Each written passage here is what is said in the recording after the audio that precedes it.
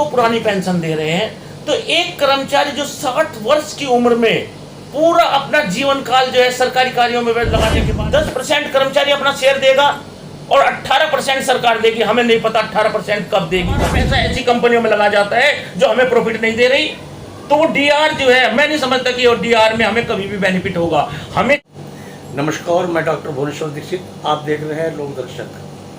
आज हम पुरानी पेंशन संघर्ष समिति के मंडल संयोजक सोमपाल राणा जी के आवास पर पहुंचे हैं और जानेंगे कि फिलहाल पेंशन के बारे में क्या चल रहा है, ये एनपीएस, ओपीएस, यूपीएस, ये क्या मामला है, जिससे कि दर्शकों को पता चल सके।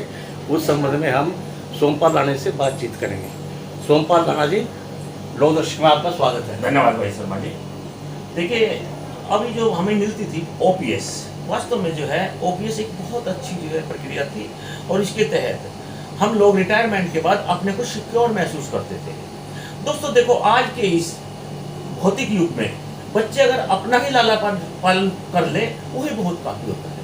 अगर बुढ़ापे में हम लोगों को वे बच्चे मानवता के नाते, एक अच्छे संस्कार के नाते अगर वो हमारी परवरिश करते भी है, तो कहीं ना कहीं वे खुद परेशान हो जाएंगे। इसलिए हमें ओपीएस चाहिए और ओपीएस जो है बहुत ही अच्छी प्रक्रिया थी। अब आता हूं मैं एनपीएस पर। उसके बाद क्या हुआ कि सरकार ने एनपीएस चालू की। एनपीएस एक ऐसी घटिया योजना थी जिसके तहत जो है कर्मचारियों को वास्तव में भूखों मरने की नौबत आती।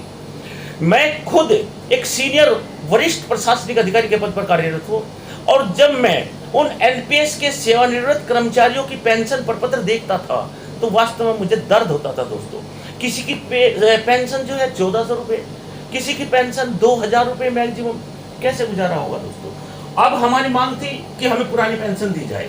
क्योंकि देखिए, मैं सेना का सम्मान करता हूं, क्योंकि सेना में मेरे ही भाई, मेरे ही बड़े सर्विस करते हैं। मैं भी एक किसान परिवार से आता हूं। जब सेना को पुरानी पेंशन दे रहे हैं, नेताओं को पुरानी पेंशन दे रहे हैं, तो एक कर्मचारी जो 60 वर्ष की उम्र में पूरा अपना जीवन काल जो है सरकारी कार्यों में लगाने के बाद अपने घर जाता है, तो क्यों भाई उसे पुरानी पेंशन क्यों ना मिलनी चाहिए?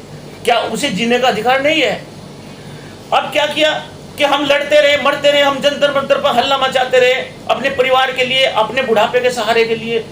क्या किया सरकार ने कि एक यूपीएस निकाल दी। यूपीएस, चलिए एनपीएस में सरकार का जो है 14% शेयर था, 10% हमारा था। उसमें हमारा पैसा विद ब्याज बाद में लौटाने की बात कही गई थी, जबकि हमें गारंटी श्योर नहीं थे हम। अब यूपीएस आई कि यूपीएस में 10% कर्मचारी अपना शेयर देगा और 18% सरकार देगी। हमें नहीं पता 18% कब देगी, कब नहीं देगी। और हमारा वो शेयर, चलिए हम मान लेते हैं कि सरकार 18.5% देगी, 10% हमारा शेयर, 28.5%। कितना पैसा बैठता है एक आदमी की मिनिमम 25 साल की सेवा के बाद? उस पैसे को सरकार अपने पास रख लेगी और हमें क्या देगी? मात्र लास्ट की पे का 1 साल का औसतन निकालने के बाद, कोई डीए नहीं है, कोई डीआर नहीं है, सिर्फ मात्र आखिरी पे का 1 साल का एवरेज निकाल के जो बैठता है उसका 50%। यदि मैं बिल्कुल साफ कहूं तो हमारा पैसा ज्यादा बैठता है, उसके बदले में हमें पेंशन के रूप में कुछ नहीं दिया जाएगा। इसलिए हमारी एक ही मांग है कि हमें ओपीएस चाहिए, ज्यों की त्यों, ज्यों की त्यों, ज्यों की त्यों। धन्यवाद। राणा जी, एक बात बताइए जी, अब पूछो कि ये जो यूपीएस चली है, यूनाइटेड पेंशन बोलते हैं जी, यूनिफाइड पेंशन, हाँ, यूनिफाइड पेंशन स्कीम बोलते हैं इसे जी। इसमें डीए मिलेगा, ये क्या मिलेगा? डीआर मिलेगा।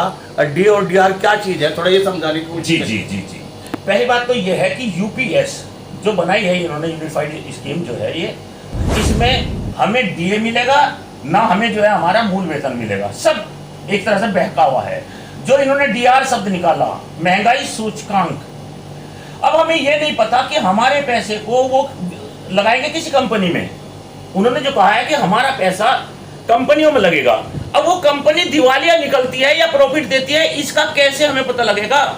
हमारे पैसे को यदि हम अपनी मर्जी से किसी शेयर में लगाए तो वास्तव में उसका ब्याज ज्यादा मिलेगा। अभी हमने गणना की, हमने देखा कि हमारे एनपीएस के साथियों का पैसा कहां गया, तो सरकार ने बताया कि उस पैसे से जो वृद्धि हुई वो मिनिमम जो है हमें 5% हुई।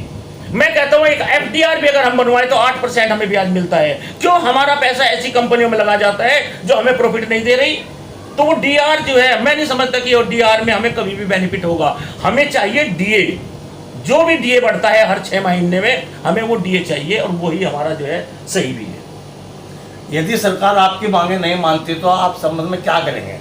देखिए, हम सरकारी कर्मचारी हैं, हम जो है प्रोटोकॉल के तहत धरना प्रदर्शन करेंगे, इसका जो है मुखालफत करेंगे। अभी हमारी जो है परसों आगरा में मीटिंग हुई है, हमारे जो प्रदेश अध्यक्ष हैं पटेल जी, उन्होंने जो है आगे की भूमिका बना रहे हैं। जैसे ही हमें प्रांत का या केंद्र का जो हमें आह्वान मिलता है उसके तहत जो है विरोध प्रदर्शन करेंगे। दिल्ली जंतर मंतर पे जाना पड़े, चाहे हमें जो है संसद का घेराव करना पड़े, और चाहे अपनी मांगों को। देखिए, मैं कम से कम ये कहा करता हूं दोस्तों कि हम प्रोटोकॉल में बंधे हुए हैं, हम देश के विकास में, प्रदेश के विकास में अपना योगदान दे रहे हैं, उससे हम कभी पीछे नहीं हटेंगे। लेकिन हाँ, जो हमारी जायज मांगे हैं, अगर हम अपने कर्तव्यों को पूर्ण करते हैं तो अपने अधिकारों के लिए भी हम जिंदा है, और उसके लिए हम लड़ते रहेंगे। राणा जी, बात बताइए कि ये तो खैर ओपीएस, एनपीएस, यूपीएस सरकारी राज्य जो कर्मचारी हैं उनके लिए है। श्रमिकों के एक ईपीएस 95 है, क्या उसके बारे में बताएं कि उस बारे में क्या चल रहा है? देखिए, हमने जो है अपने लोक निर्माण विभाग की बात बताता हूं कि जो हमारे कार्य प्रभारित और डेली वेज कर्मचारी थे, हमने उन्हें अपने साथ लिया और उनके लिए हमने लड़ाई लड़ी।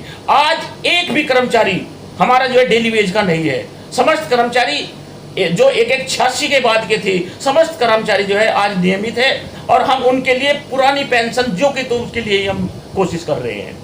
क्योंकि हमारे विभाग में मैं समझता हूं कि उत्तर प्रदेश राज्य कर्मचारी महासंघ और उत्तर प्रदेश लोक निर्माण विभाग, जिनका मैं प्रतिनिधित्व करता हूं, उनके अंदर आज की तारीख में कोई भी कर्मचारी, श्रमिक जो होते हैं वो ठेकेदारों के अंदर में आते हैं, उनके अंतर्गत हम कार्य करते हैं। लेकिन लेबर सेस के रूप में वास्तव में सरकार के पास बहुत पैसा है, उससे उनकी जो मैं समझता हूं कि उन्हें भी पेंशन मिलनी चाहिए। लेकिन हमारे सरकारी विभाग में, लोक निर्माण विभाग से जो मैं बात करता हूं, हमारे यहाँ आज के वक्त में कोई भी कर्मचारी ऐसा नहीं है कि जो डेली वेज पर हो या मस्टोल वगैरह, वो सब वो खत्म हो चुके हैं। राणा जी, आज की वार्ता के लिए आपका बहुत बहुत धन्यवाद। धन्यवाद पत्रकार मित्र, आपका बहुत बहुत धन्यवाद। आपने हमारी बात उठाई, और मैं आशा करता हूँ कि मीडिया हमेशा इसी तरह हमारा साथ देगा। Thank you very much.